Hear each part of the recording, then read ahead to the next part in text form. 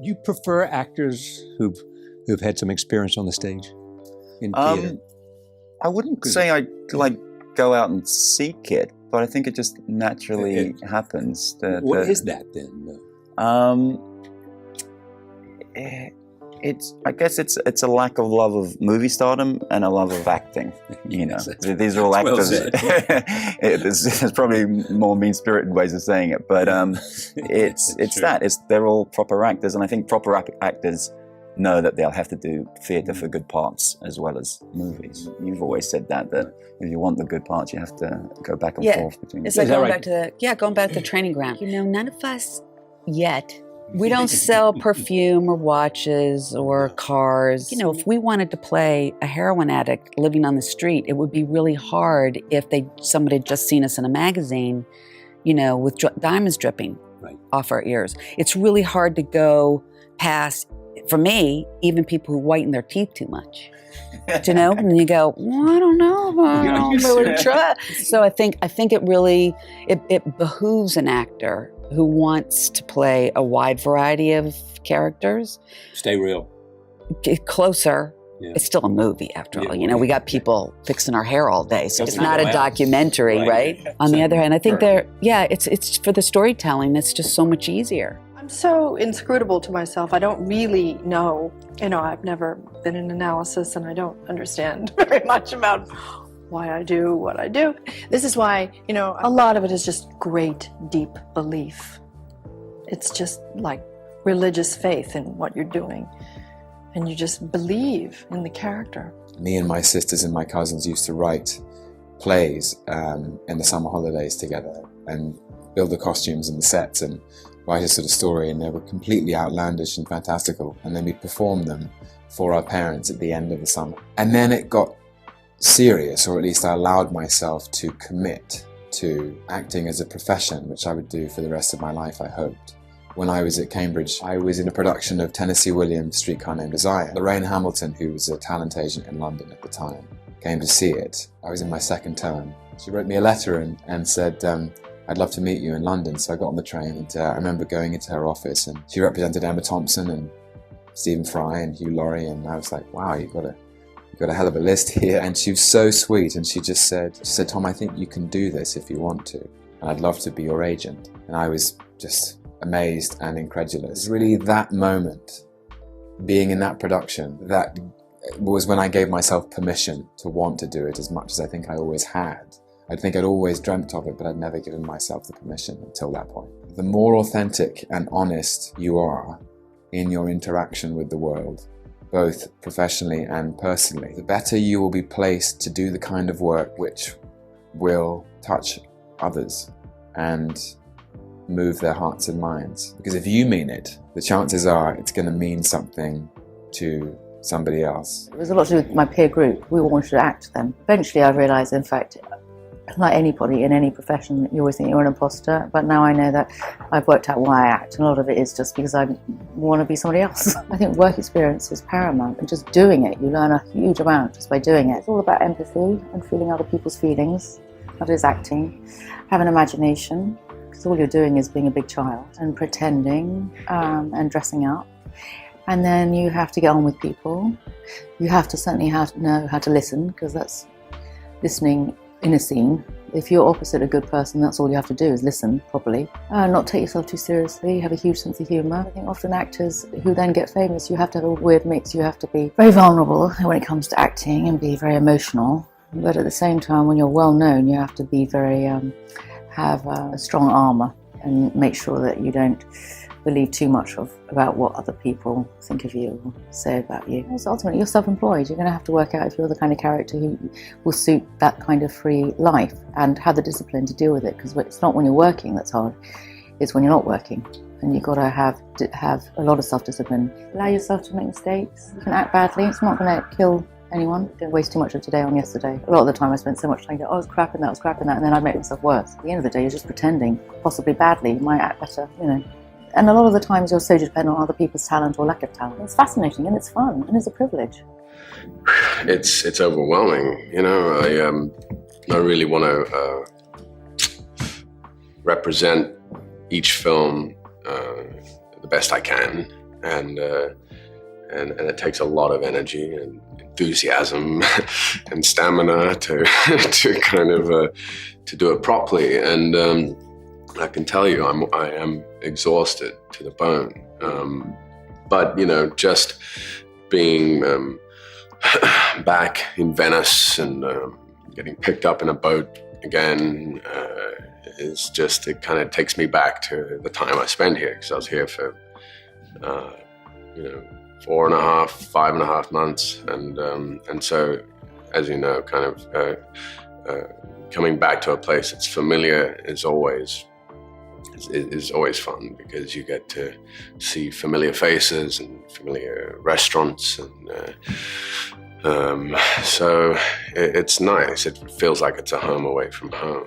You know, I tell actors all the time, get your personal life in order. If you really want to be an actor, you have to get your personal life in order so that you don't flake out. If you get your first job and you have a nice big paycheck, don't go blow it on something. Put it away so the longer you can be an actor. You know, if you're lucky enough to be in a business that you love to do, a creative one, and you make a living, I don't want to hear a complaint out of you. Exactly. I don't want to hear that you have to be here at 6 o'clock in the morning. We're acting. Look at us. So every job that I work on where I lead the cast, I try to set that example so that I don't want to hear any complaints from anyone. There's enough artistic frustration within. A joke's not landing. This is not working. Oh, we need to recast because this didn't work out, or some. You know, there's enough problems to deal with. You should not be dealing with any kind of problems of I don't want to be here that early, or how late do we have to stay, or some actors who don't want to be off camera for another actor. It's like I started that when I was really young. I was always going to be an actor. Like the year that I didn't work, that I didn't, get a job, do you know what I did? I played Desdemona in Othello, and we went to Vienna, and we went to Germany and New York. But I got to be hanging out with Philip Seymour Hoffman, watching him play Iago. I'm an actor that's always trying to find, okay, who can I be around that I can learn from? The toughest thing is when you feel like you were invisible, and no matter what, no one really saw you, or you were being put in the wrong places. I was being sent out on auditions of characters that I'm not right for. And I just felt it, and I was like, there's the frustration of that, of working on things and then feeling defeated the second you go into the room because someone looks at you and goes, it doesn't make you do your best work. Well, everything starts with script. Every movie, every play, it's all the script. And there's a trick that I do. It sounds so simple, but it's shocking how much it gives you.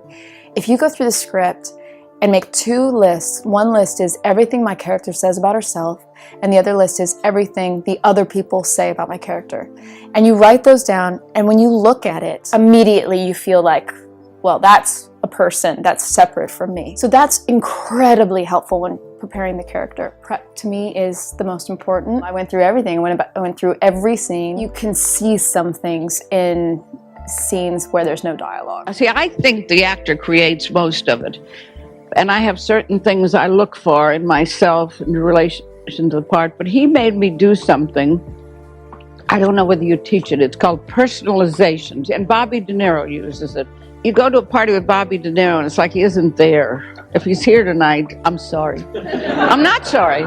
He just absorbs like a sponge everything. Once he brought a rock group to my house and stayed and watched them for 2 hours and then disappeared, and he just left them there. I don't know.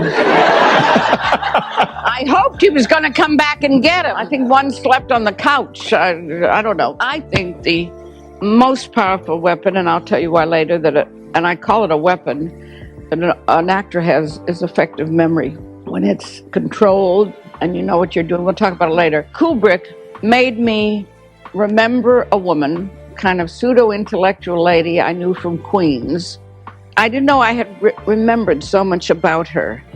And that's called personalization. Even the way I moved my hands and feet and how I dressed, I had stored all this. That's what's so great about being an actor. I was once in a terrible fight with Tony Franciosa. I thought we were going to kill each other. And right in the middle, I said, this could be useful in a second. He said, yes. and we forgot what the fight was about. And we took notes to remember how it was affecting us physically. The movement to me has always been very important. I will spend sometimes hours walking around a room, inhabiting a character, and I might just start from the top down or from the feet, from the toes, right through to the top of my head, imagining how that character walks, how that character sits, how that character holds himself when they're angry, how they sleep, all that stuff, because it really informs how you play the character. I remember Ian McKellen saying to me, just because it feels uncomfortable doesn't mean it's not good.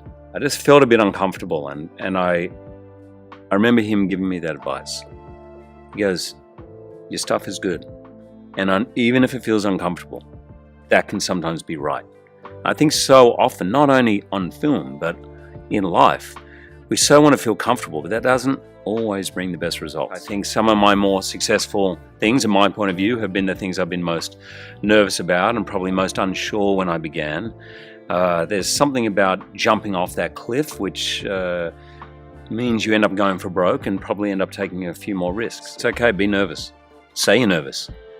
I used to, by the way, for 20 years I never did. I hid it, tried to hide it. Say it, and it's usually relieving to everyone around you. Maybe not on the 20th take, but... You always disappoint yourself as an actor. One's notion of what a character is versus what ends up being on screen, it never makes you content because you only see your flaws. But with that, there is, I did a play about Mark Rothko. His assistant at that time wrote this little thing, which it was about being a pictorial artist, but he said being an artist is not about talent and all that. It's about the aspiration for perfection with the acknowledgement that you'll never attain it. So like, it's kind of learning to enjoy the process of aspiring for a perfection that you won't ever get. And so with theatre, for example, people often go to me, how can you do it like for 9 months? How can you do the same thing? You go, because you never get one line right, let alone a whole play right. You don't have enough distance. So when I watch a film, I always say to a director, I would love to see it, but I need to see it once in the morning by myself, then go away for lunch, then come back and watch it again, and then see you afterwards to sort of discuss it, because the first time you see it, all you can see is the glaring flaws in your work, and actually you have no objectivity, and you can't see the bigger picture, which is always interesting with films, because you prepare it in that vacuum, you prepare your own character, and you sort of forget that exactly you're part of an ensemble. And sometimes I find early on in a shoot, I'll then go, can I just watch that back with you? And they go, and you go, oh God, okay, totally get it. Like, let me go and sort that out, because again, what you feel you're doing versus what's coming across is different. I know a lot of actors say they don't watch playback, but I'm probably not one of those. What's interesting about film, I find, in relation to theatre, is there is no blueprint. No one tells you how to go about it or to approach it, and so it's only through learning from mistakes or speaking to other actors that I really got a sense of it. I've been really lucky, and yet still it does feel like it's really hard. We are in a trade in which so many people in the world want to do it. It's something that everyone who does it is passionate about, and as a consequence there are complications, and it's very difficult to take charge of your life because you don't have control. Like, you really don't. I've seen it with elder actors who we think of as sort of icons, and they are still on a list of actors. So and so will get the part for that sort of for that moment, and then someone else who's down here will do a film that suddenly raises it, and you sort of slip down, and you are on a list for your entire life, and you're a commodity in some ways. And if you have a moment of success, then that's great, but you also know that it's just a matter of time until it all sort of comes down. So there's that, but also you become great friends with actors because those people are going through the specifics of what you're going through, and it's great to be able to share that with people. But there's also this sort of oddness that is you're going up against your best mate for jobs, and sort of dealing with one's sense of sort of competition. It's also amazing. You sort of have the amount of times in my life I've gone, damn it, bastard, didn't get it, but at least someone I love got it.